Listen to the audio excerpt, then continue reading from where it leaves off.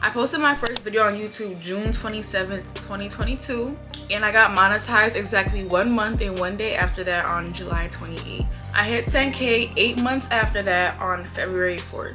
10K in 8 months, y'all. On December 28th, I had 2,600 subscribers. Literally a month from that is when I hit 10K. I gained 8,000 subscribers in 1 month. You can do this. YouTube is for everybody. Anybody can go on this Red app and get rich. I'm telling y'all. I'm telling y'all.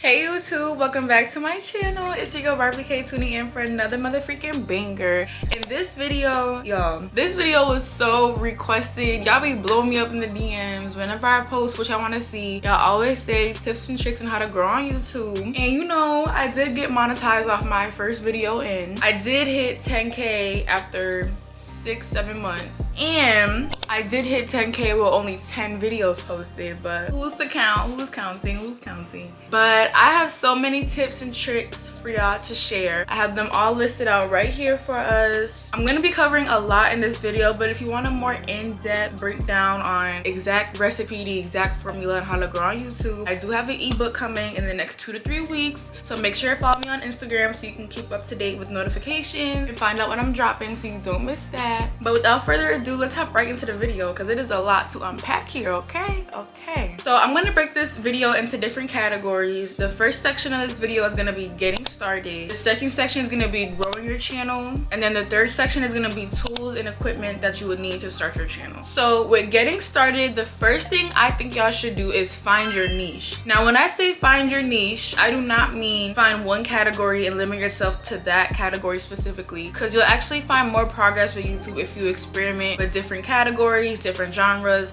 and see what works best for your audience. So I'm not saying limit yourself, because I don't recommend limiting yourself. You'll find the most growth if you expand and have content that caters to a larger group of people. So when I say find your niche, I mean go on to YouTubers that you watch or YouTubers that you look up to and notice patterns. Notice how they do their thumbnails, notice their description boxes, their channel art, all that. Visualize what you want your channel to look like based off that. I'm not saying copy, but see how other people use their own style, their own creativity to design their channel. Think about how you want your channel to look, because before you start, you should have a clear vision of how you want everything on your channel to be. What do you want your thumbnail theme to be? What do you want your channel art to look like? You want to do long videos, short videos? You want a long description box? You want to add timestamp in your videos? Like, there's so many different ways to customize your YouTube channel for you. Visualize how you want that to look down to a T, so that when you do go to execute it, you know exactly what you have to do. After you have a clear image of how you want your channel to look, figure out what information you're gonna need to execute your channel. For example, if you want your thumbnails to look a certain way, figure out what apps and what design tools you need to do that. Figure out what font is being used. If you want your quality to look a certain way, figure out what camera is being used. Figure out what editing software is being used. And you can also practice before you jump right in. You can film a quick little pretend video, edit it, experiment with different editing softwares. You can go on Canva and take pictures from Pinterest and just practice creating different thumbnails and designing thumbnails to figure out what works best for you. Experiment before you jump right into it. And one of the biggest things is figure out what you're gonna use to record. We're gonna get into that a little deeper in the video, so I'm not gonna touch too much on that topic. And the last thing you need to do for getting started is set goals. Before you start your YouTube journey, set goals so that you can assess your progress, see how quick you're moving, and setting goals also helps you remain on track. For example, I told myself I wanted 10K subscribers on YouTube before I hit a year, and I actually gained 10K within 7 months. Since I set that goal of hitting 10K after a year, I was able to realize, oh my god, I'm actually growing way faster than I ever intended. That's gonna help motivate me, it's gonna help push me, because that means I actually fucking with what I'm putting out. So setting goals is key, I'm telling y'all. Write them down. This also goes alongside with visualizing your channel. And goals doesn't have to mean I want 10K subscribers in 2 months. Goals can mean I want to be consistent and upload twice weekly for the next 8 weeks. It could mean I want to lock in 3 brand sponsorships in the next 3 weeks. So goals does not have to be subscriber count based. It could be literally anything attaining to your channel, but I do recommend setting goals for yourself. Now we're gonna talk about growing your channel. First tip I have to grow your channel is to follow trends. Trends are going to be your best friend, y'all. I'm telling you. I'm gonna explain. So for example, for me with my channel, I know that a big popular trend on YouTube is hygiene. Hygiene shopping, hygiene sit down videos, hygiene routines, hygiene is a very, very good video to do on your channel to grow because it's a trend. I dropped my hygiene shopping video when hygiene was really popping, and that video hit 100K in 2 weeks. It hit 10K and like, I'm pretty sure it hit 10K the second day I posted it, and it blew, y'all. That video blew. That video, I feel like, is the reason why I was able to hit 10K so quick, because my channel, I started in July, and then from July to like December, I had 2,000 subscribers. And then at the end of December, right before New Year's, I dropped my hygiene shopping video, and a few weeks after that, about 2 weeks after that, I dropped my shower routine, and I had hygiene in the title, and those 2 videos alone boosted my channel to 10K literally the beginning of February. I was able to gain 8,000 subscribers in the month of January alone. So that just goes to show that trends are not gonna steer you wrong. And back to school season, y'all, if you have a niche with like beauty, vlogs, type of content that I do, and you wanna grow, back to school season, I feel like back to school season is honestly the biggest season to pop off as a YouTuber, because YouTube pushes out back to school videos during back to school season. And there's also 2 different main audiences for that. There's the college audience and the high school audience. So if you could tie them both, girl, you're gonna be golden. Follow trends. Trends are your best friend, and trends is exactly how you're gonna grow. The thing about trends is you gotta catch them while they're hot. Don't wait until the trend is over. Don't post your back to school video in October because we done already went back to school. You have to catch trends while they're hot. And also, if you can catch them early before they even pop off, you're even better, because then you're part of the group that's set in the trend, okay? If you can get part of the group that's set in the trend, girl, you good, you straight. Go ahead and quit that job, girl, because you good. The next tip I have for growing your channel is titling videos in a way that is searchable, okay? So for example, when I go to post any hygiene related content on my channel, I go into YouTube, I'll type in like hygiene routine or hygiene feminine video into the search bar, something really generic, and then I'll look at the videos that's posted and I'll see how they're titling the video and how much it's getting pushed out. So for example, if you put winter hygiene routine in your video during winter, it's most likely to get pushed out because people are searching for that. Title your video in a way that can be searched. And when you title your video, like for example, if you're doing a vlog and you're putting like what's containing in the video, put the stuff people want to see. Don't put sweeping my bathroom, put cleaning motivation, bathroom clean or deep clean, stuff like that. Put what people want to see so that when people search that, you're automatically coming up. Titling videos in a way that's searchable is so important, because if you Google feminine hygiene routine on Google, I come up, y'all. I'm gonna show y'all real quick.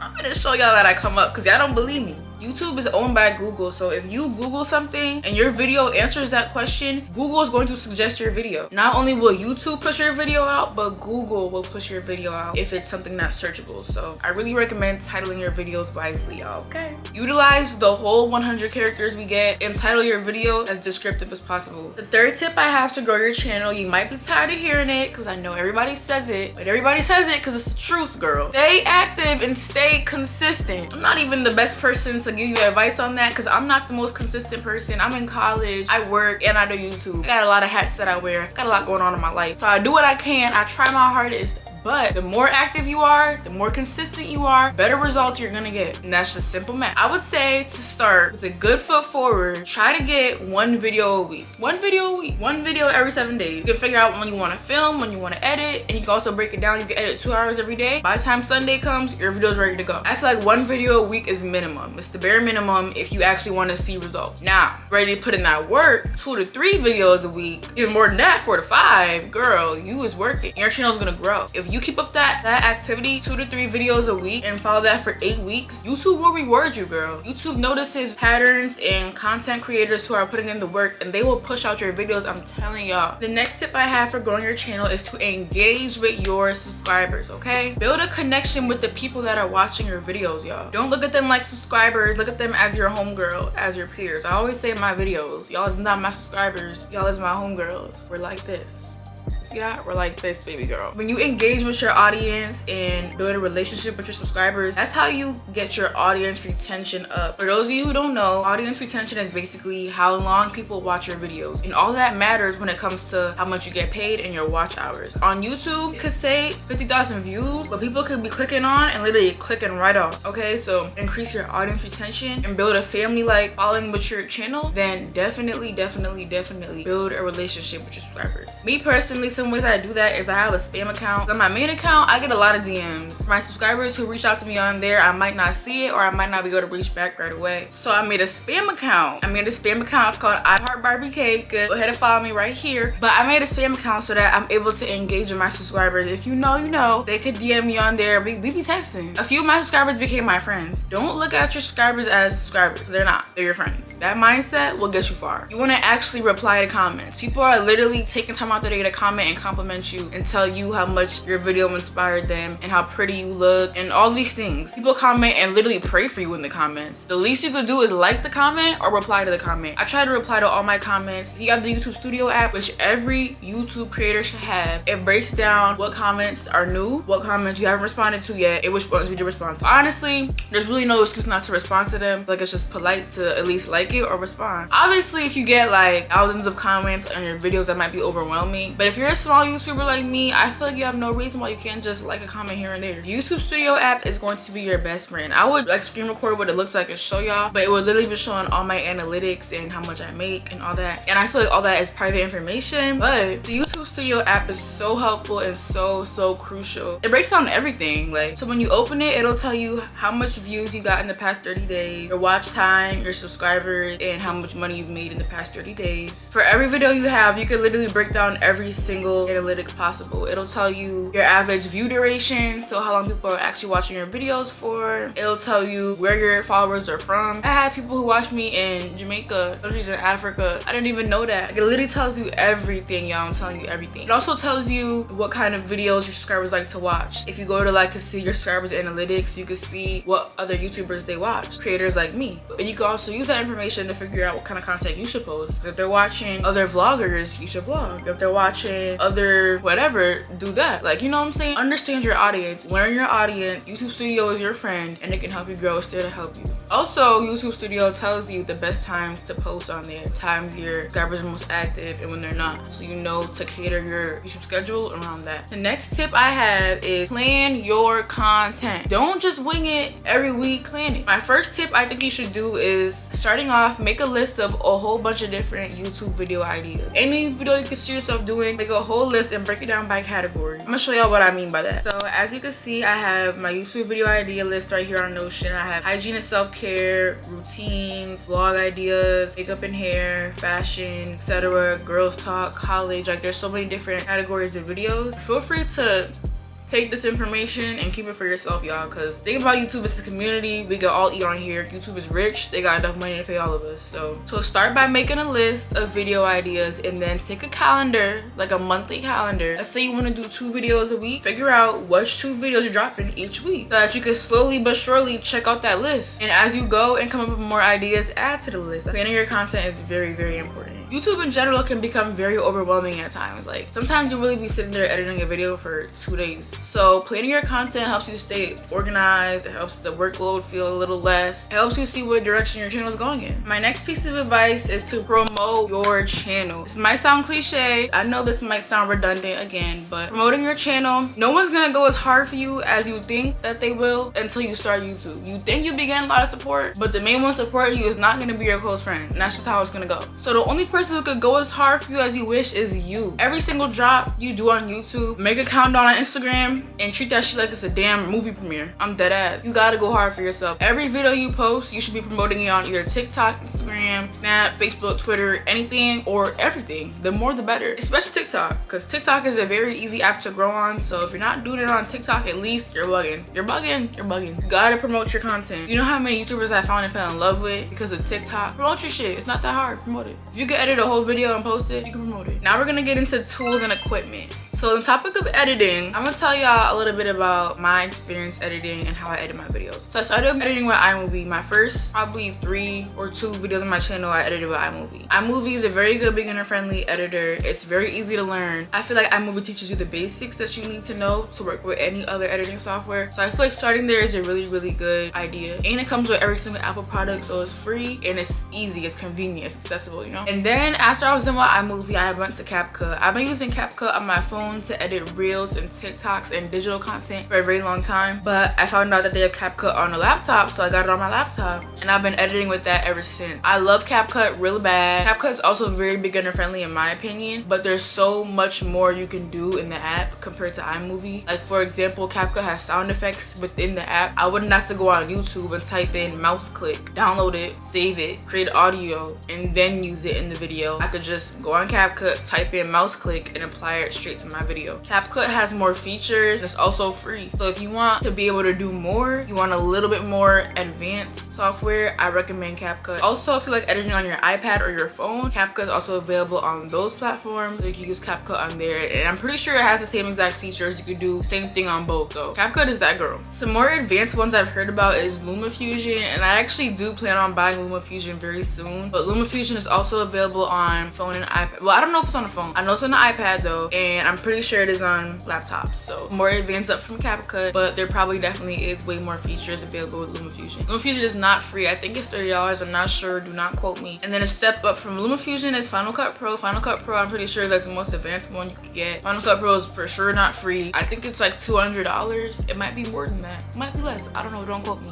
It's very advanced and confusing at first. I've heard based off what my friends have told me. They say it's worth it all the time. And if you can edit on that advanced software, I just know for a fact your videos bust. Like, I just know. So I think for a beginner, start with CapCut or iMovie and work your way up the ladder. If you already have editing experience, then get LumaFusion. If you're a pro, get Final Cut Pro. But the editing software you use does not define your video's quality. I use CapCut and people ask me if I use Final Cut Pro. So it's just about editing, not about the software. It's about how good you can edit. Now we're gonna talk about cameras. If you have an iPhone 11 and up, I feel like starting out, you don't have to buy a camera. I'm not saying don't buy one because I bought a camera before I started YouTube. The iPhone quality on the back camera is actually really, really, really good. You could get away with using your phone, especially if you have a 13 or a 14. If you have a 14, girl, you do not need no damn camera. Put that camera back. Phone is a camera. Your phone is literally a camera. Yeah, starting off, don't think you need to save up no $500, $600, $1,000 to buy a camera. You do not need a camera to do YouTube. The only problem that you might run in with using your phone as your camera is storage issues, because recording long clips and long videos, that storage don't add up more than you think. So if you have a phone with a lot of storage, then you might be okay. Or if you have iCloud, you might be okay. Now we're gonna get into some camera recommendations I have for y'all. So the camera I use, y'all always ask me, it's literally in my description. Every single video I'm gonna tell you. I have the Sony ZV-1. I feel like the Sony ZV-1 is the best starting camera anybody could get. Quality on this camera is so crisp, it's so clear, and quality that I'm looking at right now is the same exact quality I see on YouTube. You ever have times where you're recording on your camera and it's crisp, by the time you put it through the editing software and by the time you put it through YouTube, the quality's not as good? My Sony ZV-1 quality is consistent, and that's why I like it. Price on my camera, hold on, let me check, because I know the price I paid was way more than what the camera itself is, because I bought the shooting grip, which is a tripod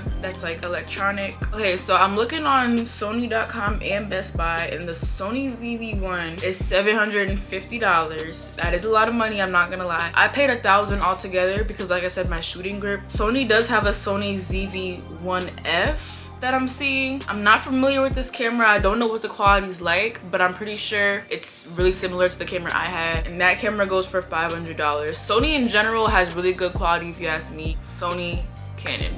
That's just my opinion though. So even though this camera is $750, y'all, look at the quality. And this is a sit down video. I'm literally using a vlogging camera to film a sit down video. I feel like the Sony camera is worth it. And it comes with, it's not a mic, but like a little fluffy thing on top of the camera to minimize the wind sound and background noise. That really helps because my audio is really, really crisp without a microphone. The next beginner camera I would say is the Canon G7X Mark II. Everybody says the Mark II is better than the Mark III, so I'm gonna say get the Mark II. My best friend has the Mark II, and her camera quality is really, really good. It's a good camera. The Canon G7X, I'm seeing the price be $600 to $700. So if you're gonna get a Canon, you can get a Sony ZV-1 because the Sony ZV-1's only $50 more and the quality's better. So another camera that I hear about a lot on YouTube is the Canon M50, and then the step up from the Sony ZV-1 would be the Sony ZV-10. That camera, I think the body itself is like a band, and then you have to pay for the lens separate. It's a very, very, very high quality camera. Some extra things you might need to pick up are extra batteries. The only thing I can complain about when it comes to the Sony camera, the battery life, y'all. The battery life is actually really, really poor. You get about 30 minutes of battery life. It says longer online, but to me it's about 30 minutes. I will say the extra batteries that I bought on Amazon, they last longer than the battery the camera came with. I bought a 3-pack of batteries and a battery charger, so I always have at least 3 batteries on me at all times. You also should invest in another SD card. I feel like you should just get one big ass 512GB SD card. You'll never have to worry about changing it. Well, you will eventually, but it'll be a long time for you to worry about changing it. And then along with the extra SD card, you should get an SD card case because SD cards are very small. Hold on, I'm gonna show y'all how small these are. This is how small they are, y'all. SD cards are tiny, they're very easy to lose. So get you an SD card case because nothing will hurt more than filming a whole video and losing your SD card. That's gonna hurt more than the breakup. And then also with the SD card, you should get an SD card reader. If you plan on editing on your iPad or your laptop, you're gonna need an SD card reader. The SD card reader, you just take out your SD card out your camera, put it into the SD card reader, and put the card reader into your laptop or your iPad or whatever. And then all the content from your camera is now onto your iPad or your laptop. And then the last thing you should get is an external hard drive. You can have all of your YouTube clips, footage, videos on one device, one thing. You can take it everywhere, it's always safe. One big problem I had early on in my YouTube journey was running out of space. I would always run out of space on my laptop because I only have 256GB on my computer.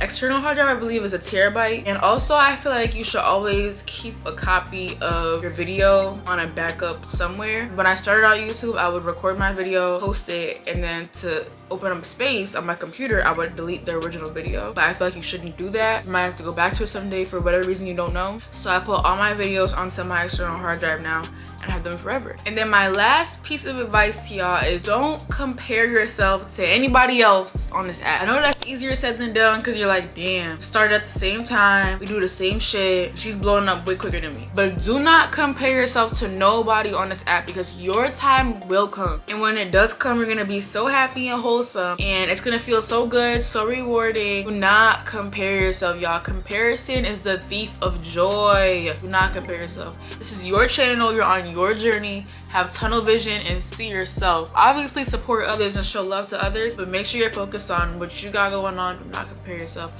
Do not doubt yourself. Put in the work and I swear to God, you will see the results. That goes for anything with life, y'all. Literally anything with life. If you put in the work, you will see the results. So that's all that I have for today, guys. I hope you guys enjoyed my video. I tried to give you as much tips as I possibly could. I literally worked on this outline for 2 days, making sure I want to hit everything in this video to help y'all start out your YouTube channels. If you found this video helpful, give this a thumbs up, share it with your friends, share it with your mama, your daddy, anybody who wants to do YouTube. Thank y'all so much for watching. I'll see you in my next video. Barbie K out.